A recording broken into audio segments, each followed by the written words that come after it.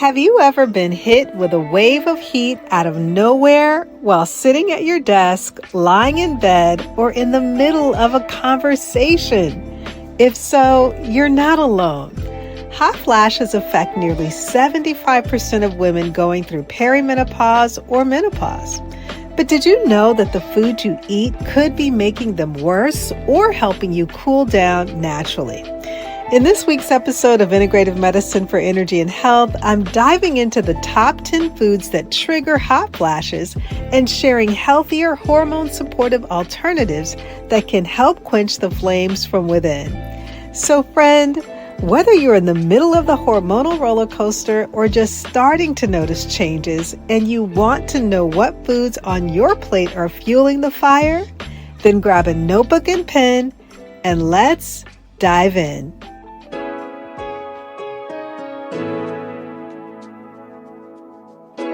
Hey friend, welcome to Integrative Medicine for Energy and Health.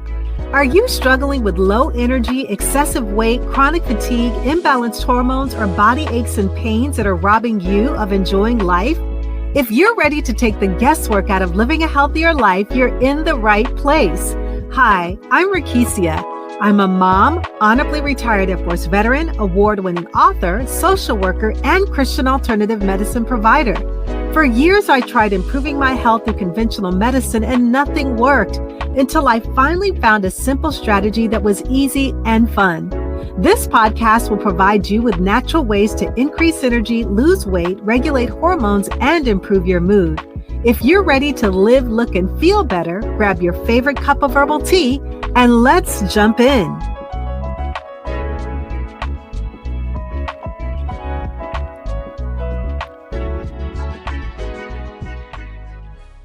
Welcome back to Integrative Medicine for Energy and Health, where every week women like you come to reset, rebalance, and reclaim their health naturally. I'm your host, Rekishia McMillan, Air Force veteran, integrative health coach, and someone who's walked this hormone balancing journey firsthand. And let me tell you, today's episode is hot, and I mean literally.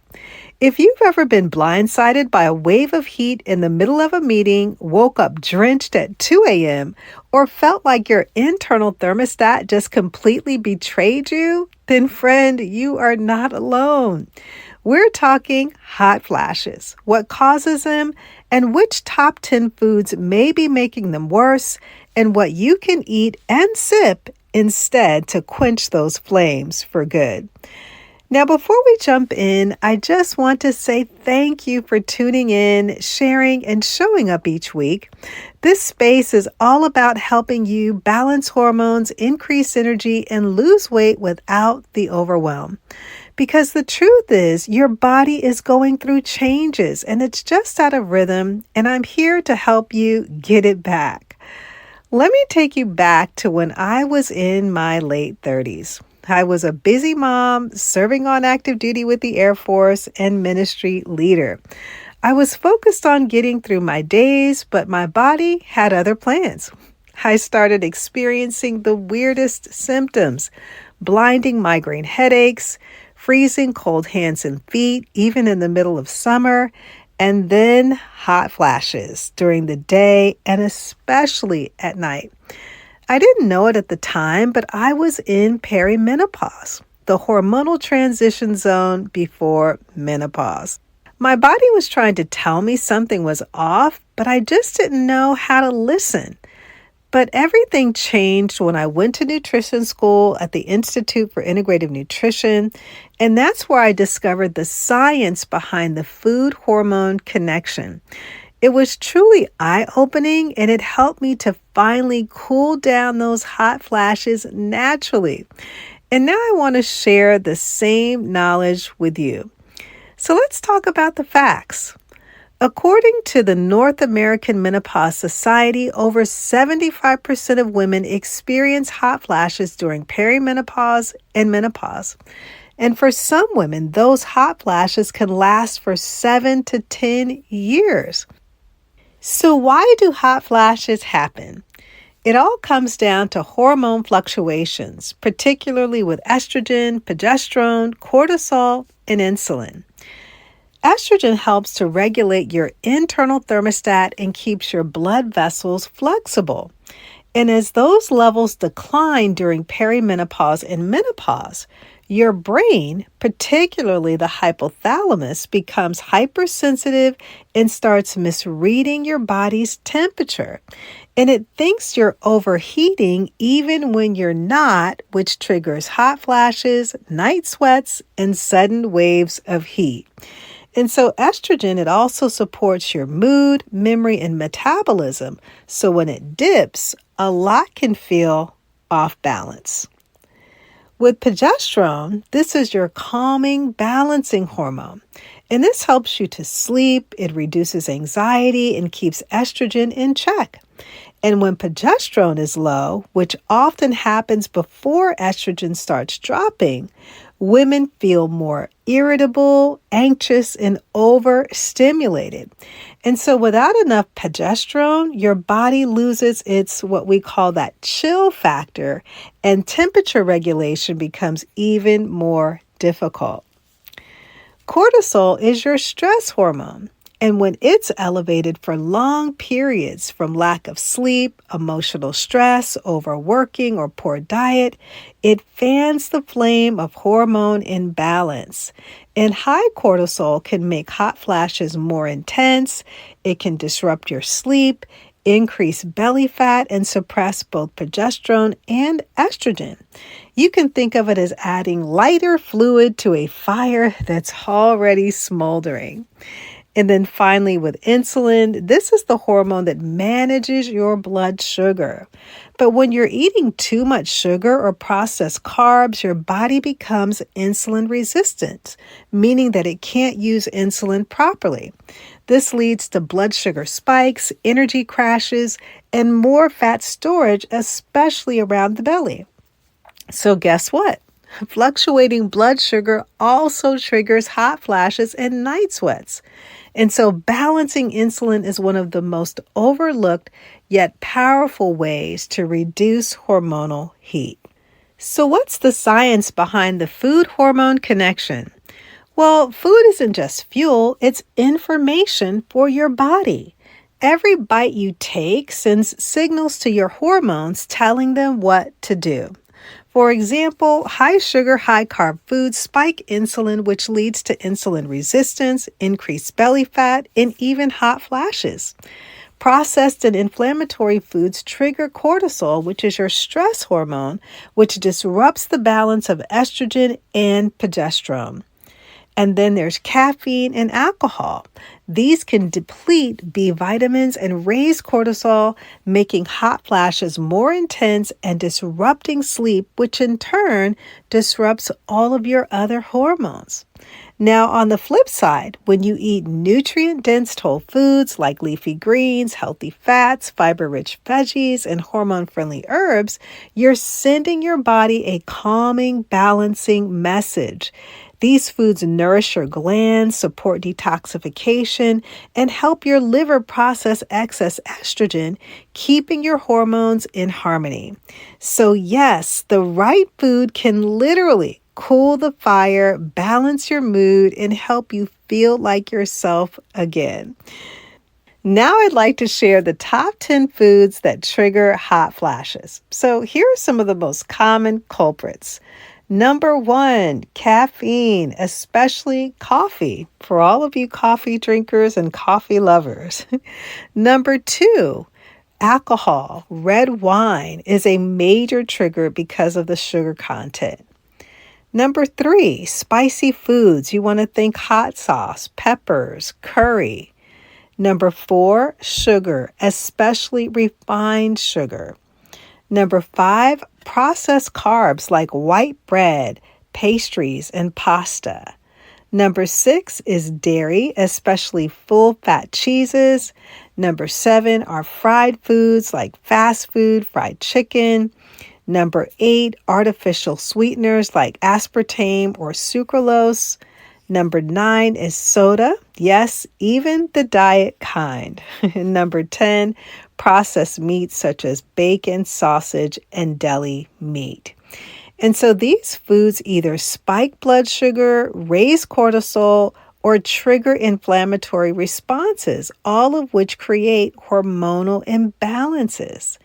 Now I'd like to share some healthy alternatives to help you quench the flames. So here's what I recommend instead. Foods and teas that cool the body and nourish your hormones. Number 1, leafy greens like spinach, kale, and arugula. Number 2, we've got to get those berries in, whether it's blueberries, cherries, raspberries. They have anti-inflammatory and antioxidant-rich properties. Number 3, healthy fats like avocado, olive oil, and flax seeds, which are all my favorites. Number 4, nuts and seeds, especially pumpkin and chia seeds. I like sprinkling these on my salads. I even mix chia seeds with my scrambled eggs, oatmeal, or even my smoothies.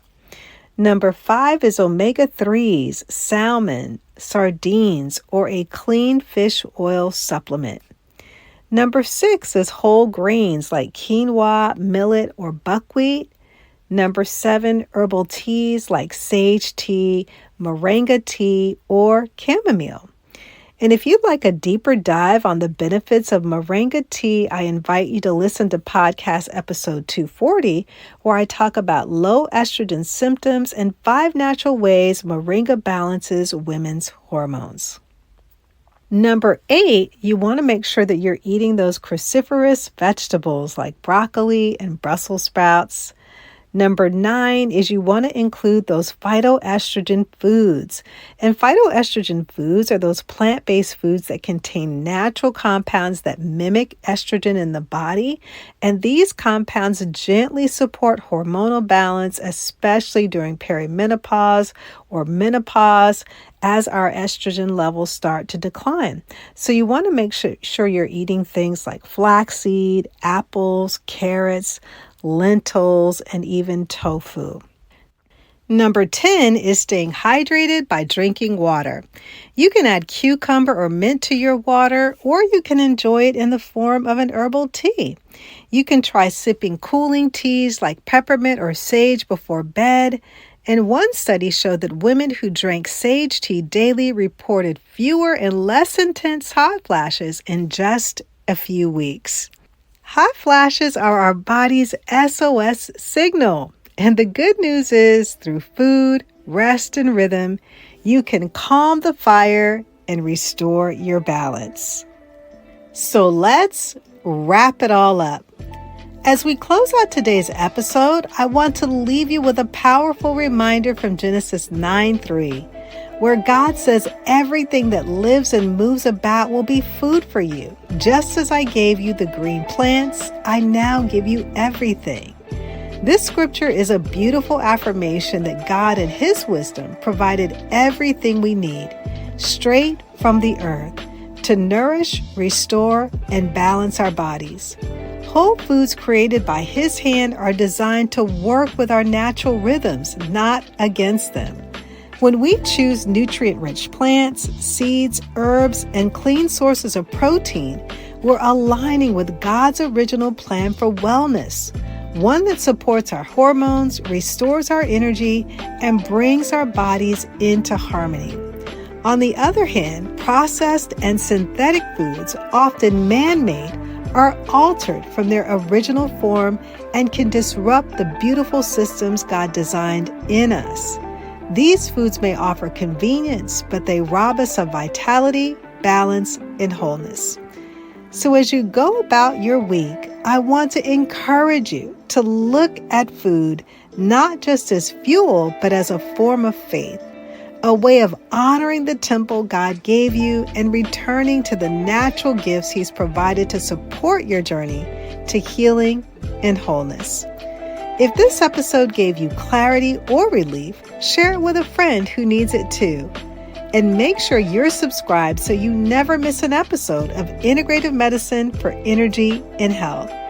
For personalized support or to join one of my virtual groups, visit feelgreatgodsway.com. Until next time, keep your light shining, your body nourished, your hormones happy, and stay well in Him. I'll leave you with Psalm 104, Verse 14, He makes grass grow for the cattle and plants for people to cultivate, bringing forth food from the earth.